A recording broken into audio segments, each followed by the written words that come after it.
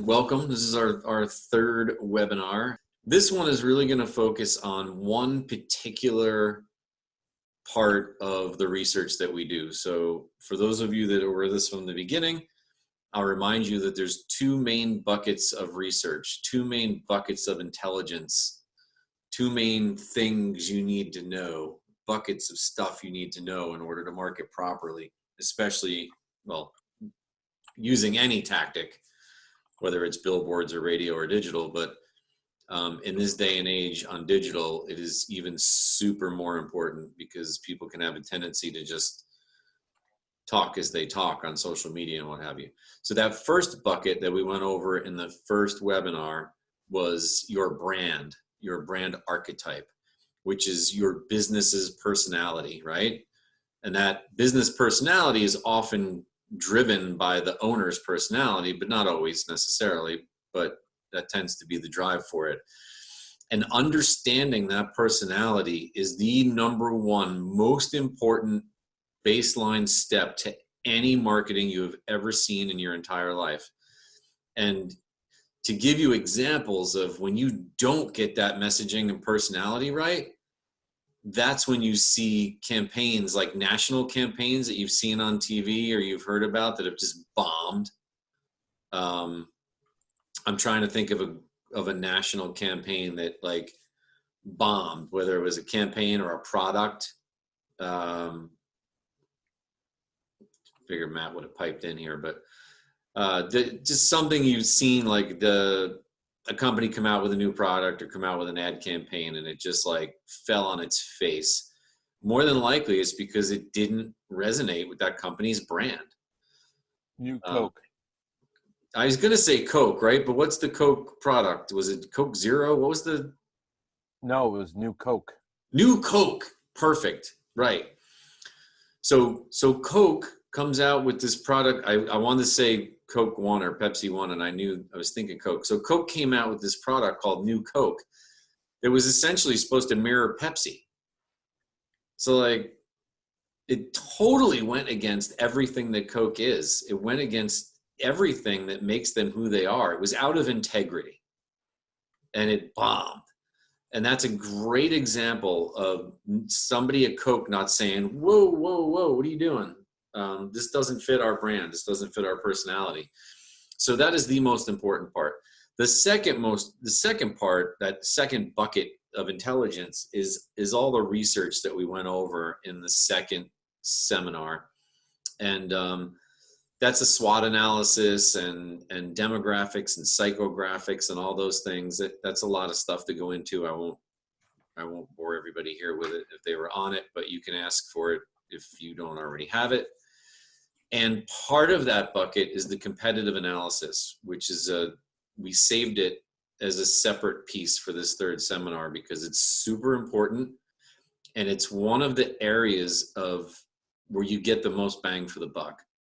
When Martina does all this research in the second bucket, we call it a situational analysis.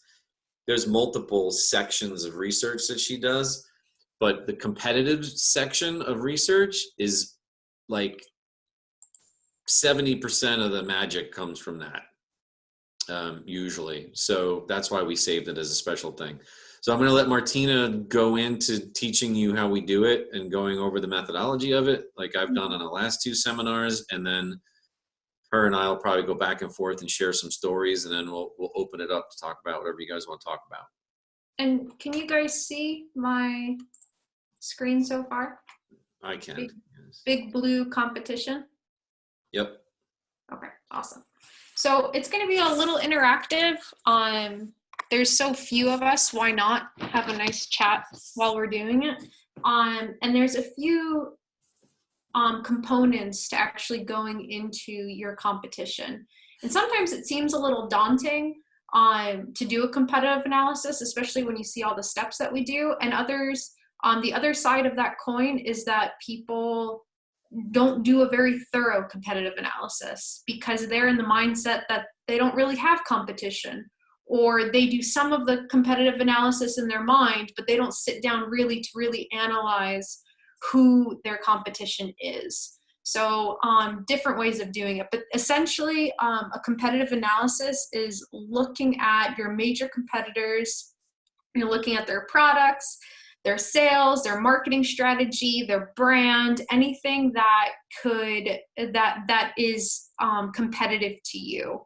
So you want to look at their business strategies even.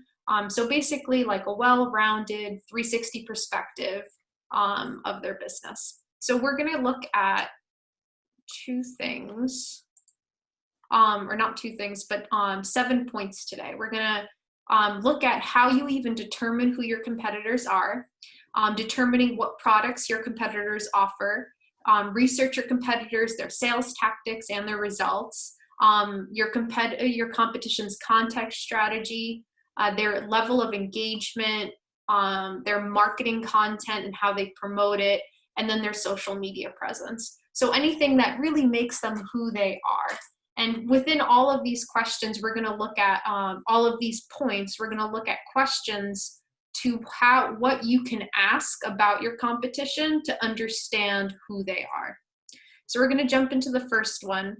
Who are your competitors? There's two distinct things we look at when we're trying to define who they are: direct versus indirect. So does anybody, like, you can raise your hand in your screen, does anybody know what a direct or an indirect competitor, or let's ask this, do you know who your direct or indirect competitors are for your business? You don't have to give me an answer, you can just raise your hand if you know who they are. Okay, so excellent. So a direct competitor is someone who is almost exactly offering the same product or service as your company, as your business. Let's look at an example. Martina, that's me, I'm opening up a coffee shop. It's gonna be kind of eclectic. It's gonna have a vibe to it. I'm gonna sell coffee, cappuccinos. I'm gonna have a nice espresso machine. I'm gonna sell bakery items. Maybe in the future I'll sell soup and sandwiches, but a coffee shop. Who would my direct competitors in my town be? Will it be the Starbucks coffee shop on the corner? Absolutely. That's a direct competitor because my customers can either choose to come to my coffee shop or they can choose to go to Starbucks. That's a direct competitor. What about the other mom and pop coffee shop down the street? Are they a direct competitor? You know, they're selling the same thing I am. They're selling bakery goods. They're even offering soup, which is what I want to do. They're a direct competitor. What about the gas station? Are they a direct competitor? Yeah, those who are shaking your heads, good. Yeah, they are not a direct competitor, absolutely. They offer a different type of brand to be able to get their coffee. They offer a different experience. They offer a whole bunch of different other products that compete with their coffee bar. So they are not a direct competitor.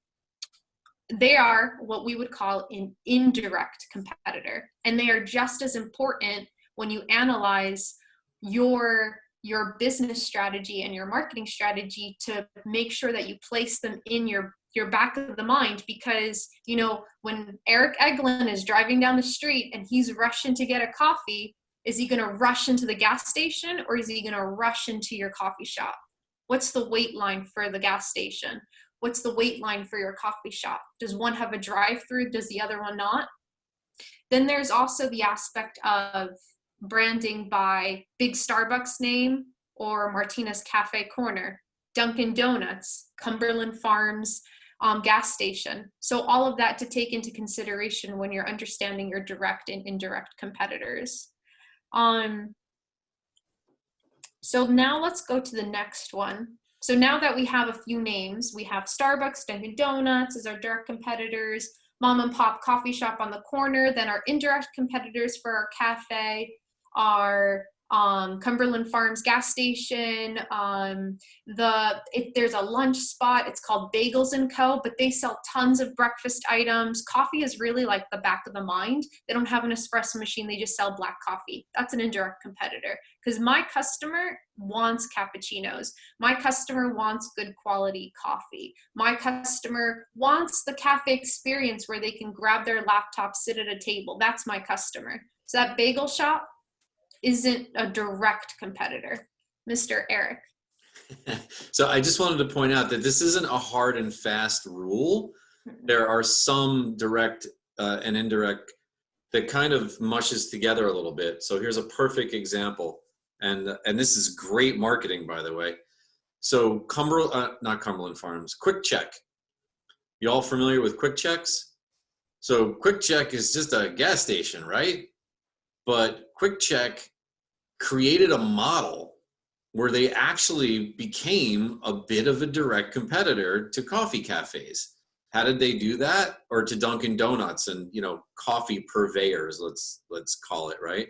They did that by, if anybody's walked into a Quick Check, like they made it a thing that you can have, good God, I think they have 20 flavors of coffee going at any point in time.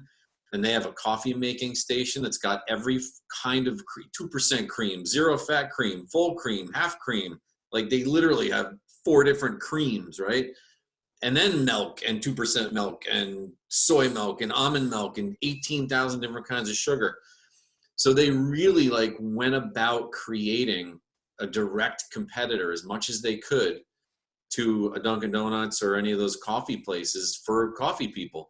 And the way that you would know, is it direct or indirect, is do people go to Quick Check regularly just to get their coffee? And the answer is yes, they do. So Quick Check has taken market share, has taken coffee drinkers' market share away from Dunkin' Donuts and some of the other coffee cafes. That makes them a direct competitor. You could argue also, very quickly, to a lesser extent, that they also push the bakery thing. They have tons of fresh baked items and stuff like that. So they could almost be a direct competitor for Martina's Cafe, but with just a slightly different model. Mm-hmm. Yeah, good point, Eric. And how to determine how they are indirect is determining who your target market is. What kind of person is walking into your cafe? Are they wanting to go, because you don't want the person that wants to go, like my dad. Oh my gosh. My dad likes to make his own coffee. He likes to walk into Quick Check. He likes to know exactly how much sugar is going in there. He likes to pay $1.69 for his medium cup of coffee. And when they have a sale, he wants to get that $1.69 for the large. That is that person. I worked at Starbucks for 5 years. He is not going to go to Starbucks to buy a coffee, even though I brought him free coffee every time I came home. So he is not my Starbucks customer. He's only a Starbucks customer if there's a big sale or there's a freebie in his pocket. So that is how Quick Check, while it appears to be a direct competitor because, as Eric says, it has a plethora of coffee and they have that option, has taken market share from cafes. It's indirect because our target market, our target audience is not going to be going to both of them. There's a reason why me as a Starbucks, my husband is the Starbucks fiend over here, even though I worked there for so long. He stuffs his nose at any other coffee shop. But he's going to go to Starbucks for a reason, because of their quality of coffee and because he's fallen under their brand magic, versus going to a Quick Check and make his own coffee. So that's why it's so important to determine who is your target market and how is your audience different than those that are going to Quick Check, to Wawa, to 7-Eleven. So super important, but also appreciating the fact that they are still part of a direct competition for you. So really interesting. All right, so now we're going to jump down to the second point. Martina, what you just said is awesome. And I just want to, in the last seminar, we talked about the psychographics of your target market.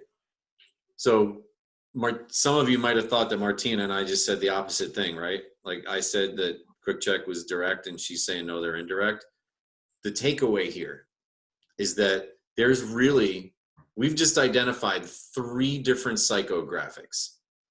There's the psychographic of Martina's husband that is like all about the coffee cafe experience, okay? That person would never go to Quick Check. On the other end of the spectrum is the gas station that has 1 pot of coffee that's been sitting there for 5 hours, right? And her dad goes to Quick Check, I guess, but there's the people that just run into the gas station and just grab that crap coffee that's been sitting there burning for 4 hours, right? That's the other end of the spectrum. Could care less about the coffee, could care less about the experience. And then you've got the people that are totally bought into the coffee and totally bought into the experience. Those are 2 different target markets and psychographics. But there's a third one in the middle. There's the one that does enjoy good coffee, right? This guy doesn't care about coffee. This guy cares about atmosphere. There's a person in the middle that cares about the coffee, but doesn't really care about the atmosphere. Or is actually like psychologically against the atmosphere, right? So me a little bit, like I have a little bit of animosity towards Starbucks because I'm a coffee guy. Like I buy my own beans from exotic countries and grind them. And I know the difference between a fruity coffee and a nutty coffee and all the different flavors. So I know Starbucks burns their beans so they all taste the same. And the fact that they can charge $5 a cup makes me mad because all they did was ruin the bean. So I have a little bit of animosity towards it, but I love coffee. So I'm in the middle, right? I could very well end up at Quick Check if they have a nice flavor of coffee that I like. Does that make sense?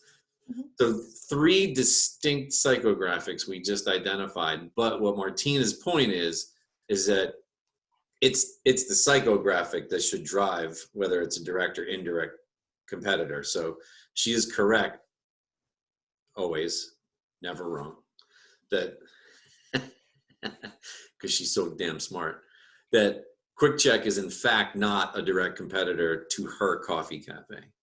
Mm-hmm. But it's still an option for whatever consumer, depending what mood they're in. So Eric and I make a good team. So going into our next one, we're now going to look at determining what products your competitors offer. Can you guys see? You just see the slide, right? You don't see your little heads in my view? Okay, because it's overlapping. And I'm just trying to move it out of my way. Oh, there we go. So these are some of the questions you would ask yourself about your competitors and what they offer, their products or their services. And this is to determine whether they're like yours in terms of pricing. Low cost, or are they a high cost provider? I'm a cafe. Am I going to be in the Starbucks pricing range, or am I going to be in the $1.69 range, or am I going to find a happy medium? What am I going to do? Are they working for volume sales or one purchase kind of sales? What's their market share in the regional area? What are characteristics and needs of their actual ideal clients? So that is in terms of the psychographics Eric was mentioning. Are they using different pricing strategies for online purchases versus brick and mortar? How does their company differentiate themselves from competitors? And how do they distribute their products and services? So basically, how do they get their product from their hand or service to their customer? What route do they take? You can either mirror yourself against this competitor, or you can choose to provide a superior service by finding a differentiating factor. But understanding how they provide it will allow you to find their secret sauce or do it different and better.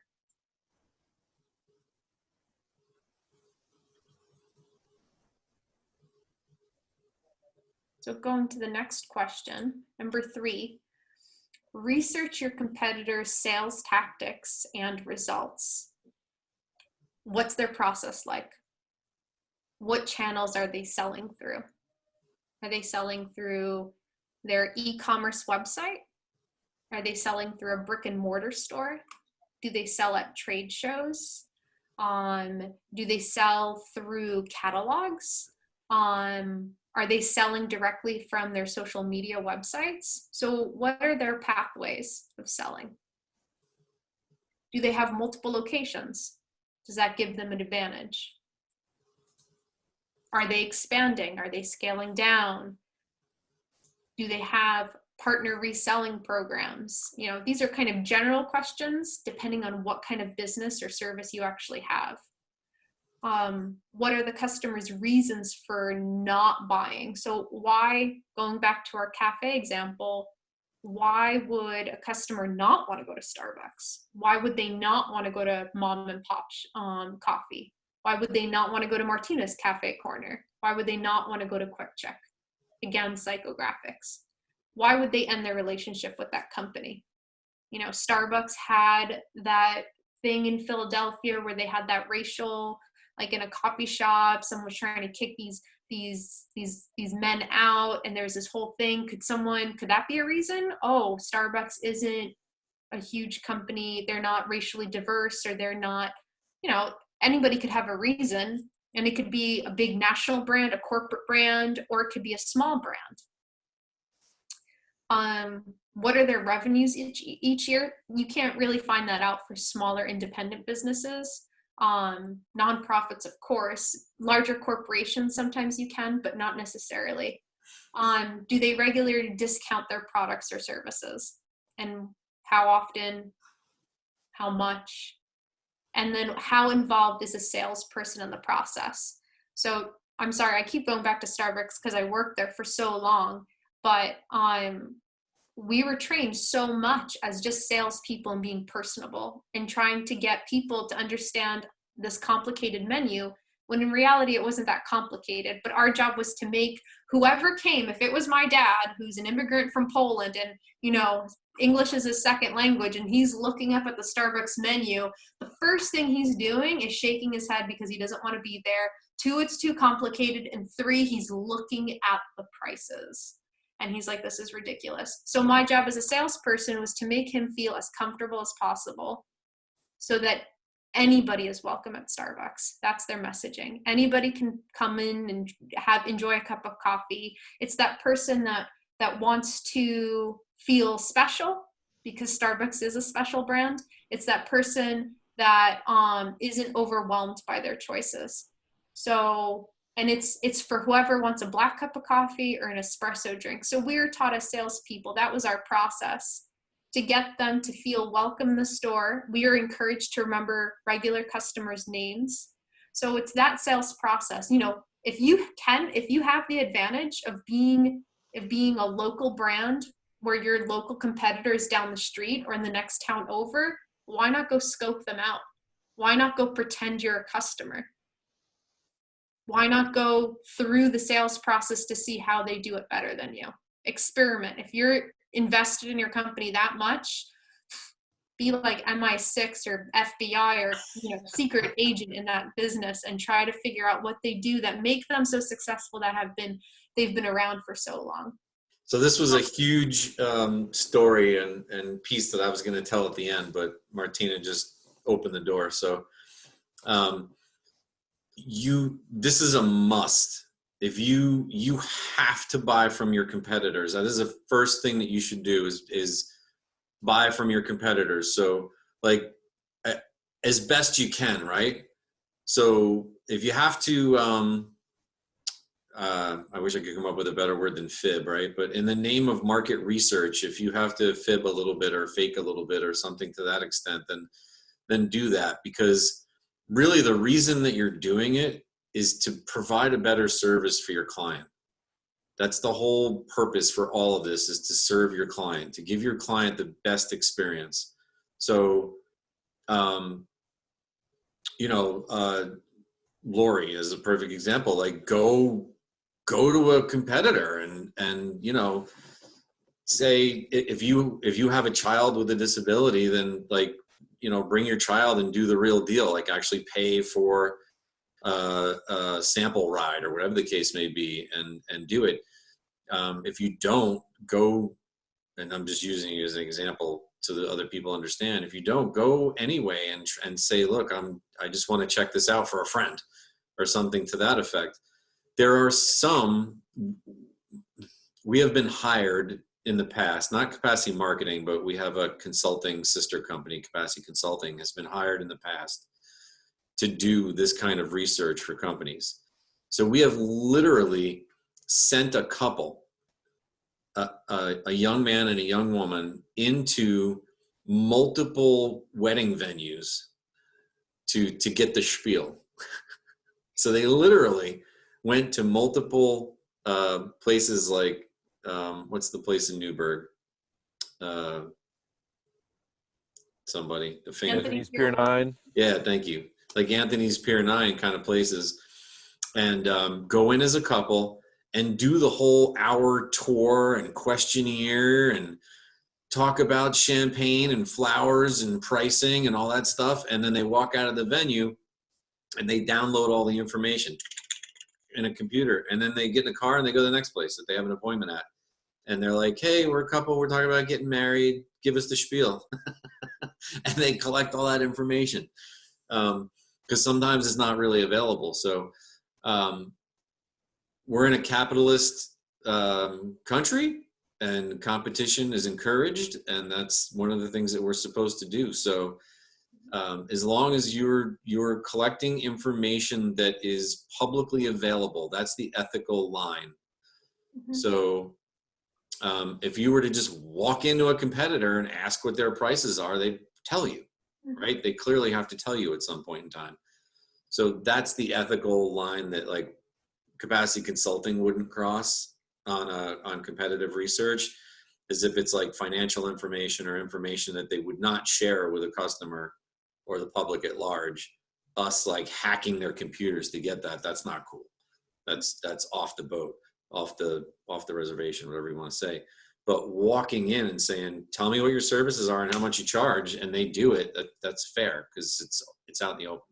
Yeah. Hopefully that makes sense. And there's a balance to strike which tactics that you mimic or do better than them, or not offer because you notice that it doesn't make a difference in their service, in their sales process. So there's definitely a balance to strike. And at the end of the day, you're trying to make yourself unique and different from that business, because you want to choose either steal some of their customers or create a niche of a target market psychographic that's going to actually come to you. So the unique process. And all this goes back to the psychology of your customer. Always, always, always. Matt is great. He comes up with these examples all the time in his real life. If you were to call one of your competitors and or walk into the store, and at any point you didn't feel awesome, that's an opportunity for you to beat them. So if you walked in and they ignored you for 30 seconds, right, while you're standing there, and there's seemingly no reason why they're ignoring you, like there's a training issue. There's something going on, right? They're not paying attention, and there is an opportunity for you to differentiate yourself. You don't have to come up with a new product, right? It doesn't have to be crazy. You can just pay attention better. That's like a number one thing. You want the customer journey to be awesome from start to finish, and people mess that up all the time. It's a huge opportunity. Mm-hmm. Yeah, for sure. Another huge opportunity is also to do this to yourself. Yeah. Have someone secret shop you. Absolutely. Mm-hmm. Oh yeah. That's an excellent idea. Thanks, Matt. So our next slide, number 4, references the idea of content. Content is so important right now. Content is your website copy. Content is your social media. Content is your your articles that you send out. Content is king around our digital and our brand strategy. So we need to understand, what is your competition's content strategy? On their website, we'll start with my cafe website. How accurate is my cafe website? Do I know what I'm talking about, the beans? Am I trying to educate my customers? And if I am trying to educate, what persona does that give me? Am I a guru of coffee? If I'm a mom and pop shop that just wants to sell coffee, what kind of content am I sending them? Are there articles I'm posting? Does a coffee shop need articles? So all things to actually keep in the back of your mind.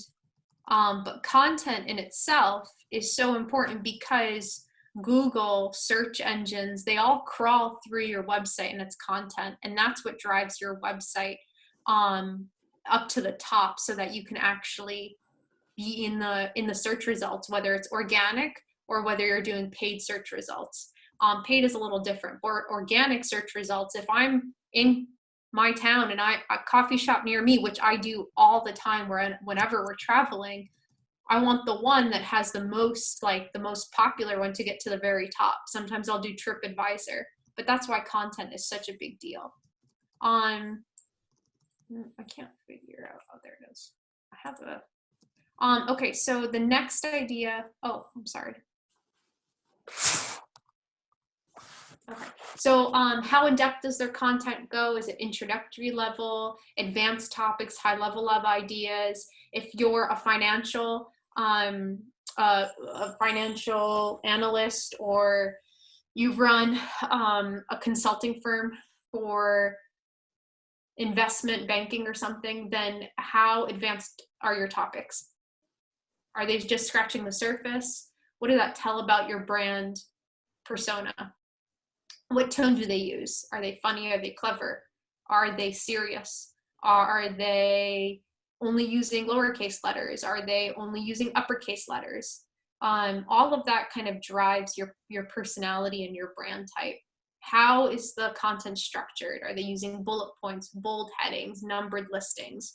Basically, you go to their website, you get on their social media. If you're the ideal client for your service and your product, what is it saying to you? What's your immediate impression about that content? And then you could kind of find out about whether their content is, who's writing their actual content. Do they have someone in-house? A lot of people will pay someone to write their content for them, especially if it's articles. We're talking about blog posting, so that you drive your organic traffic up to Google searches and any other search engine searches. So any questions about content?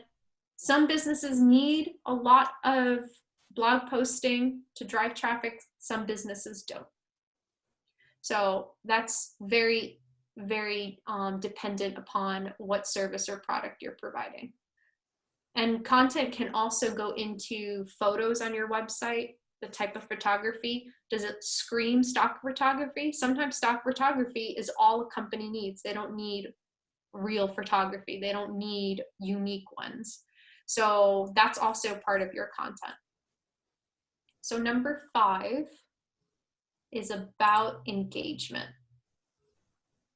And I cannot tell you more than anything how engagement right now in today's 2020, how important engagement is, especially with your millennial buying market, which are hitting the 39, 40-year range. That's their top of their generation right now. While Generation Xers are still just as important, but engagement is super important. And you can easily see what kind of level of engagement your competition has by simply looking at, do their articles get comments? Do they get shares? Do they get likes? Are certain topics more popular with their clients? Do they resonate more? What's their comments like? Are they negative, positive? You know how I do this? If I'm still on the coffee thing, I'll go on TripAdvisor, I'll go on Yelp, and I read people's comments about what do people say about them. And when was the last comment? Was it last month? Was it 2 years ago? Google reviews. So I'll look at those things just to get an idea of how often people are commenting. Hey, and I'm a millennial smack dab in the middle of my generation, and I speak from experience that I read reviews all the time. My husband needed a barber shop last year, and he didn't want to drive 35 minutes to the one he usually goes to because he wanted to stay close to home. So we drove down to the five minute one down the street, got an awful haircut, and I went online and I reviewed it, and I told him it was an awful haircut. The guy responded to my comment, told me that I shouldn't be coming. I'm like, no, I'm trying to save people from going to your barber shop.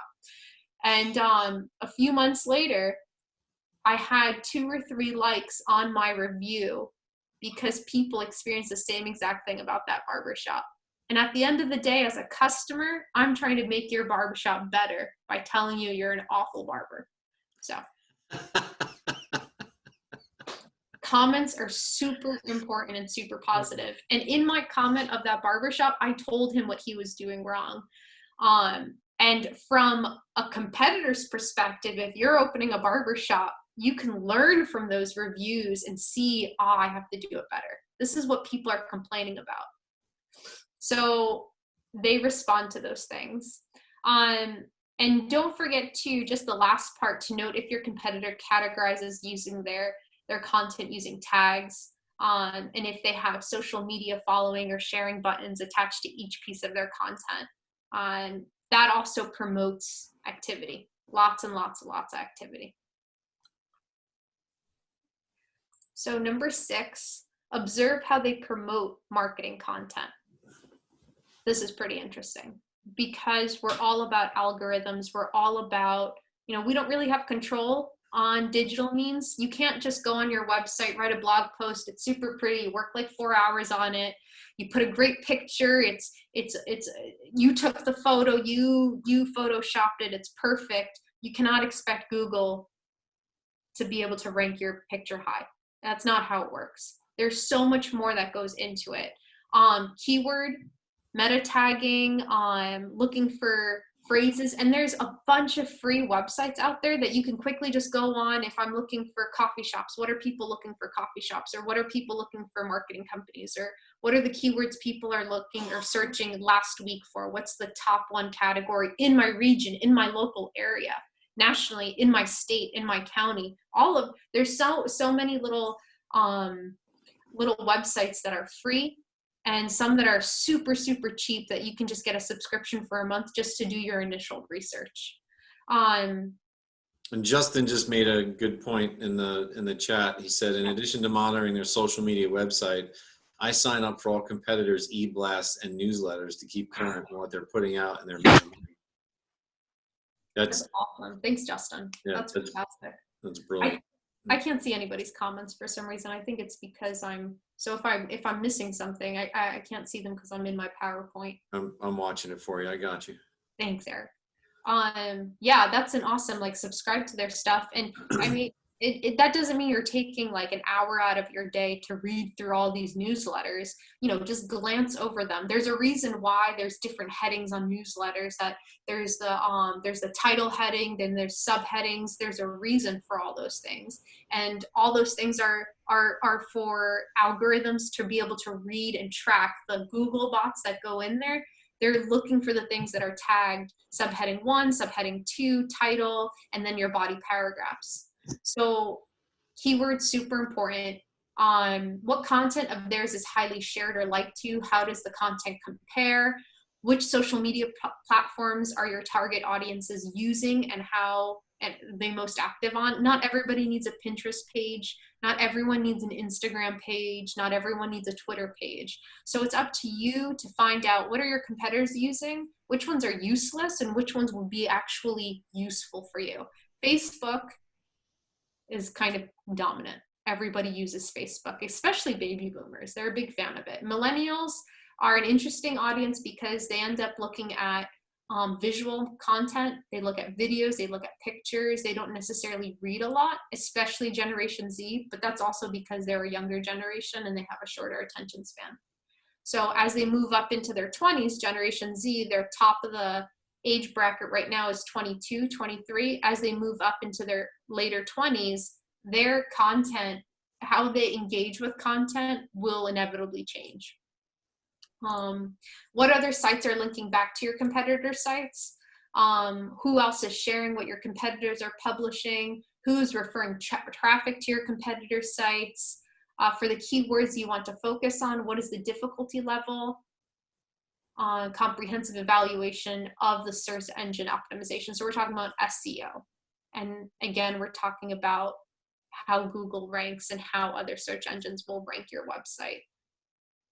15 years ago, that wasn't really important, not as important, but now it's what everybody talks about, because your website and your content has basically taken over the brick and mortar billboard sign, the placard on Main Street. So that's a completely different strategy, because you're trying to get foot traffic into your door. Whereas digital means, like, that's the first thing I go on when I'm looking for a cafe in town. I go online. It's pretty fascinating.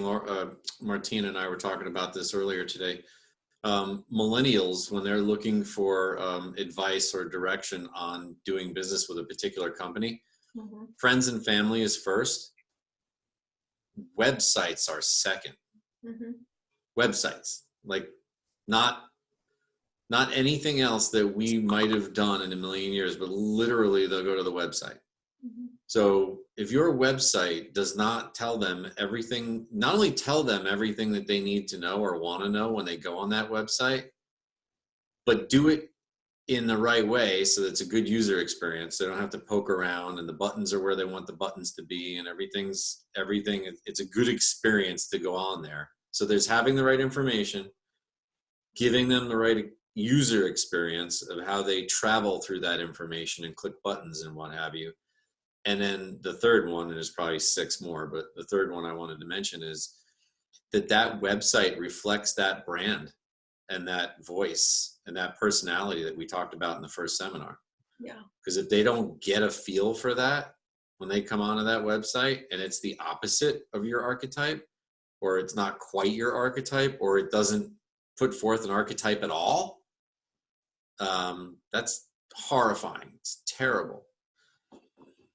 And Justin just said, great point. Social media influencers are also a big motivator for millennials to get information from and to direct them. Yeah, and Justin, social media influencers are like the digital version of word of mouth marketing, even though they're paid and they have to put hashtag ad or something on their post. But that's word of mouth marketing quite a bit. It's like the lower level of word of mouth, because they're still getting paid to say something, but at least they're seeing like them trying, like, just if I'm looking at a new makeup product or something, or a new like foundation or something, I'll go on YouTube and type it in, and I'll watch somebody put that makeup on to see the difference it makes and whether they like it. And I'll listen to them because they're telling me the consistency of it. It's soft. Is it light? Is it thick? Is it fake looking? Like all of that. Absolutely. Absolutely. That's exactly what I do when I buy makeup, Martina. Yeah, I knew it. Knew that for years. And Matt does it for hair product. Hair products. Exactly. No, absolutely. Good point, Justin. So why content marketing is super important right now. And again, content is your website copy, your social media posting, your photography, the photos that you use, your videos that you make and you post on YouTube. All of that is content marketing.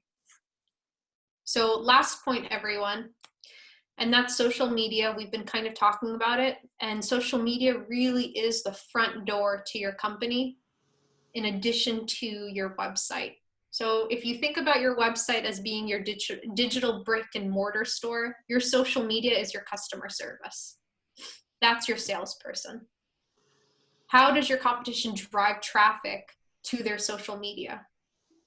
Do they have, you won't believe how many websites I go to when I'm looking at competitors, that I'm like scrolling on their website, on their homepage, and there is no link to their social media. There's no Facebook icon, there's no Twitter icon. And you think that would be important or not important. Now, who cares if it's not? But the thing is like, I don't know as a customer whether you're even on social media. Like, I have no idea.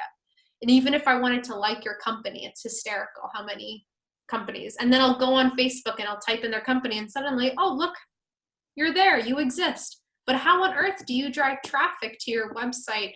Or how on earth do you drive people from your website to your social media? Like, how do you do that? There is no channel for that.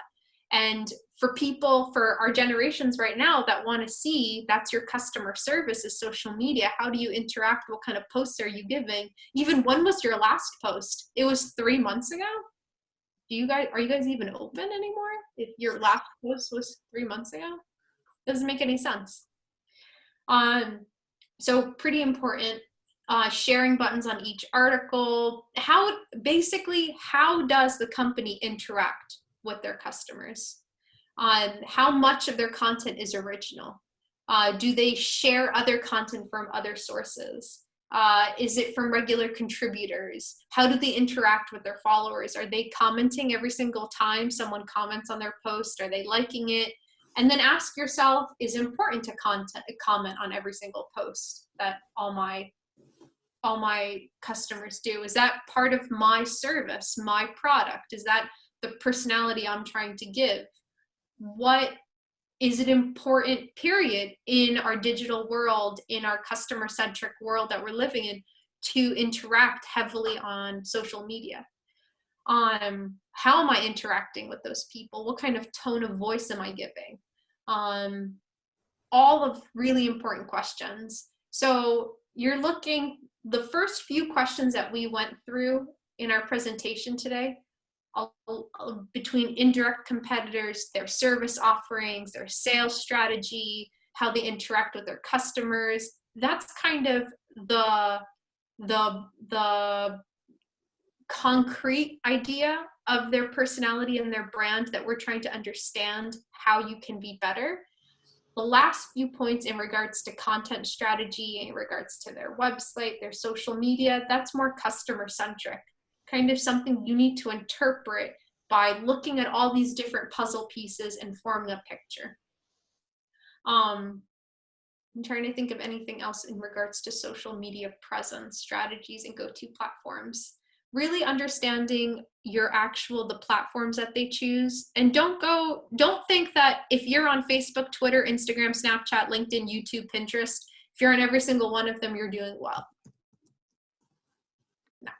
You want to choose the ones that actually make a difference with your company. If it's LinkedIn, great, do it. If it's Facebook, great. If it's Twitter, great. Don't do Pinterest just because it exists. Don't do Vimeo just because it exists. You need to do the ones that are going to be the most important for your brand, the ones that you can communicate the best with your customers, and the ones that are expected from your customers.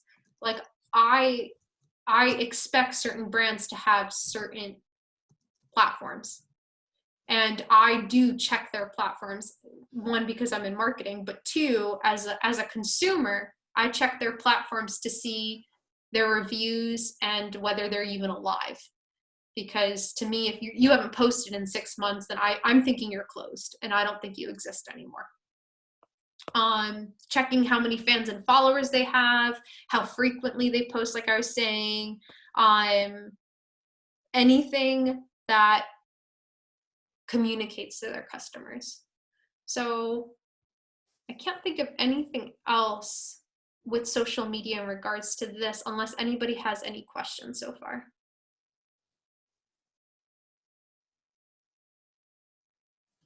Cool, I did my job then. So just remember that doing a competitive analysis is not overwhelming. Make a goal of choosing maybe between 7 to 10 competitors. That's where I like to keep my numbers to look at, and give yourself a timer, especially if you're just doing for now an online search. Set yourself a timer. I'm gonna search and research this competitor for a minimum of 2 hours online. I'm gonna look at everything and I'm gonna write everything down, because at the end, I want to see every of these competitors in front of me. I want to see the patterns. Like it looks like every time I went into this cafe, they all said hello except this one. And this one that didn't say hello also had the worst customer service. So looking for patterns, and even their websites, like all these cafes, half of them have really good websites, and they seem to have used WordPress, and they seem to have all done it themselves, but these all are awful, and these three didn't even have a website. Why didn't they have a website? How long have they been existing? Do they have social media sites instead of using a regular website?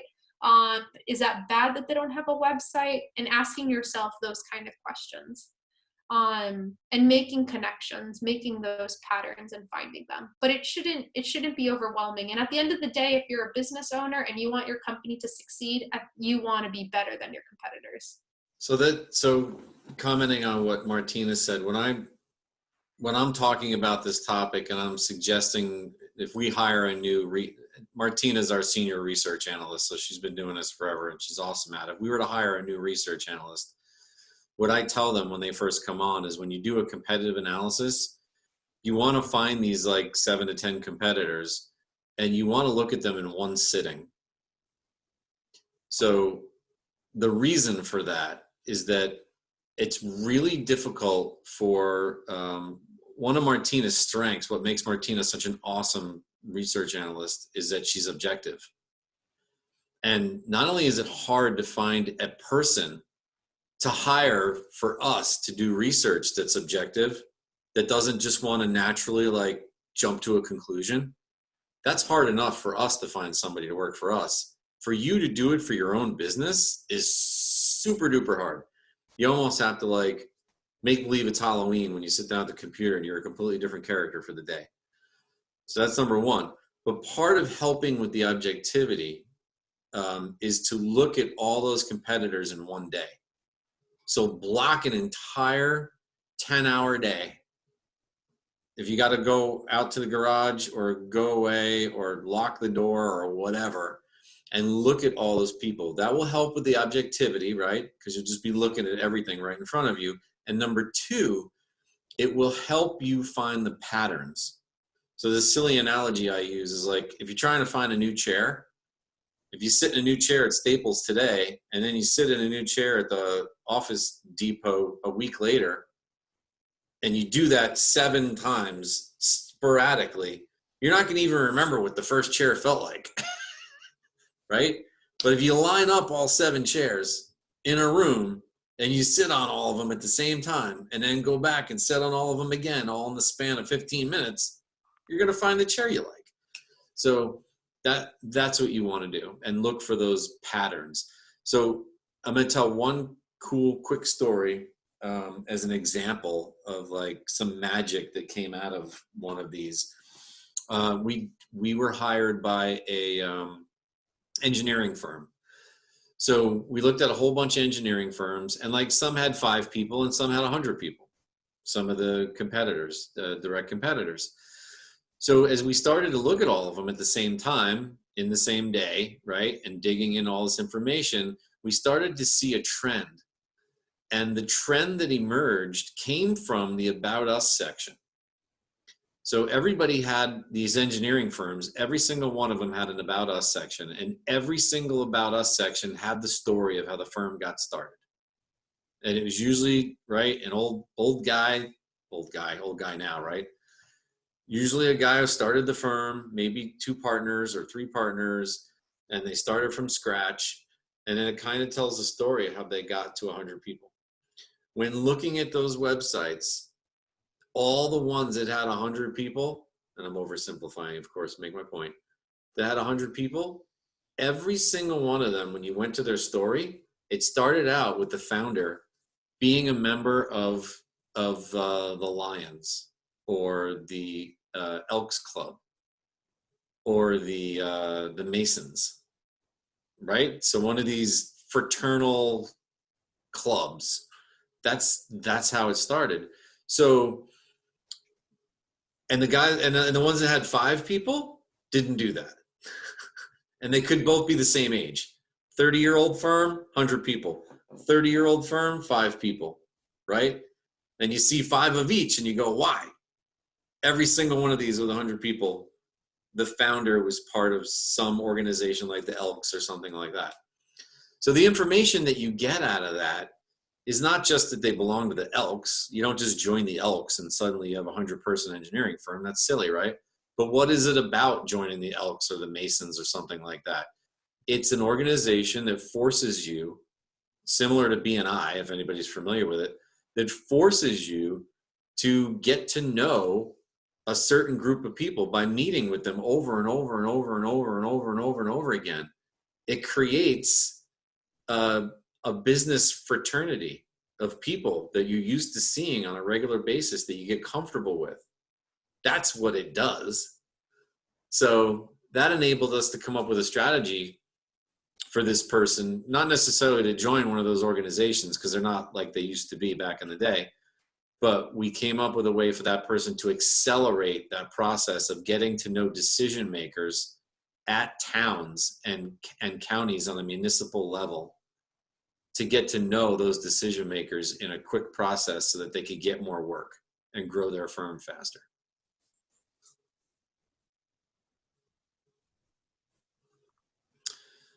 So Jerry said, you mentioned BNI. Is that a substitute for a fraternal organization from a marketing perspective?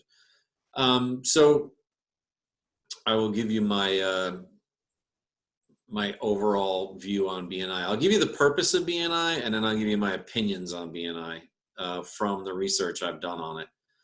So the purpose of BNI, if I was to oversimplify and do the newspaper headline, is really for you to be in a room with the same people every single week to get to know them, and ideally to trust them. So everybody talks about like the reason for BNI is to give referrals and to get referrals and pass referrals, and that's a byproduct. The purpose of BNI is that us 7 people that are left on this seminar are going to get together every single week and spend an hour together. There's no way that you can't get to know each other and start to, it could go both ways, right? We could start to distrust each other. There could be somebody in the room that after we meet with them 6, 7, 8, 9, 10 times, we start to distrust them. That's okay too. It's part of the process, right? The purpose is to get to know somebody, for better or worse, so well over the course of 50 weeks a year that you feel comfortable referring business to them. Not only because you know what they do, but because you've learned to trust them. You've given them a referral and you've seen them handle that client and you feel good about how they handled that client. So that's the purpose of BNI, really, right? And hopefully it results in referrals. My researched opinion on BNI that I've seen over and over and over again is it works, but it's a long-term play. So what happens is if you join BNI, in the first 30, 60 days, you get some low-hanging fruit. So I'm going to keep using Lori because she's got an interesting business that's easy, right? So Lori joins BNI and boom, she's going to walk in the room, and if somebody has a child or knows a child with a disability, they're going to be like, oh, you do what? They can ride on a horse and that's good for them? I didn't know that. And boom, low-hanging fruit, right? So that happens for businesses when they first join, like in the first 30, 60 days, because you have something that so perfectly matches them that they don't need to get to know you. They're just like, oh, that's awesome. Then there's this period of time that could be years where maybe you met somebody here that fits, right? So maybe you met the director of an ARC at that first meeting. So they just keep referring you business and you're off, right? That's beautiful, perfect scenario. But if you didn't meet that perfect referral partner, then it tends to kind of get weird for this middle period of time where people are getting to know you. But the people that I know that have been in it for 6, 8, 10 years, they get upwards of 80, 90% of their business from it. That's it. That's my spiel on BNI. I got a couple more comments here. Hold on. Let me see if I got them all. So Lori said, yeah, chambers are great for this purpose. Absolutely. So chambers are another good opportunity. If you You got to work a chamber though. You got to go to every single event, so you keep seeing the same people over and over and over again. That's the key, right? Is to keep seeing the same people over and over and over and over again, and like go to networking mixers, and people start to get a good feel for you. You know, like in particular that you're in the same business that you were when they met you 3 years ago. That's a great one, because everybody, whether they say it out loud or not, there's certain professions, right? You come into a BNI or a chamber networking group and you're like, I sell insurance. I sell life insurance. Everybody's like, for how long? And you're like, I just started 6 months ago. Aflac or whatever. Like, I'm new. I just started doing it. Real estate agents, right? Like high turnover things. Nobody wants to do business with you or give you their stuff until like you come to a networking event 3 years later and they're like, what are you doing? Like, I'm still selling life insurance. I still work for Aflac. I'm still a real estate agent. Then people are like, all right, now I am just starting to get comfortable with you. So, all right. Do we have any other questions or closing comments? We're at our hour. Don't forget to follow us on Facebook. Yeah. Subscribe to us on YouTube. Check out our Instagram, Capacity Marketing. Thank you, Matt. Yep. I hope everyone was able to kind of glean something today, kind of take something in their back pocket and make their business a little bit better. So that's all we wanted for everyone. Awesome. Take care. Next week, really quick, I think this 4th seminar that we set up is going to be the coolest one, and I hope it has the biggest turnout. It is really going to be an open session, pretty much, for us to share the research that let me back up, to talk about how people are doing business in this current environment. So the point of it is to give you tips on how to actually function and make money in this current environment of social distancing. And what we're going to share is some of the research we've done and a lot of the examples that we've seen of actual people that we know and clients and how they've successfully pivoted or changed what they're doing so that they can keep doing business. And some of them are doing better than they were before. So that's what the next one's all about. All right, guys, that's it. Thanks. Bye, everyone. Sorry, real quick, only because it's on here. Orange Chamber virtual breakfast on Wednesday, May 14th. Jerry's saying. Just FYI. I think, is the 14th a Wednesday? I think he was just mentioning it. I don't think he was saying it was a conflict. Okay. They're sponsoring it, is what he's saying. Awesome. Even better. Sponsoring it. Good. May 14th is a Thursday. Okay. It's the breakfast though. It's early. Okay. So just, it's a Thursday, May 14th. Cool. Excellent. All right, guys. Thank you. 10 a.m. Thank you. Thanks, Gerald. Thanks, Laurie. Thanks, Ellen. Thanks for everyone.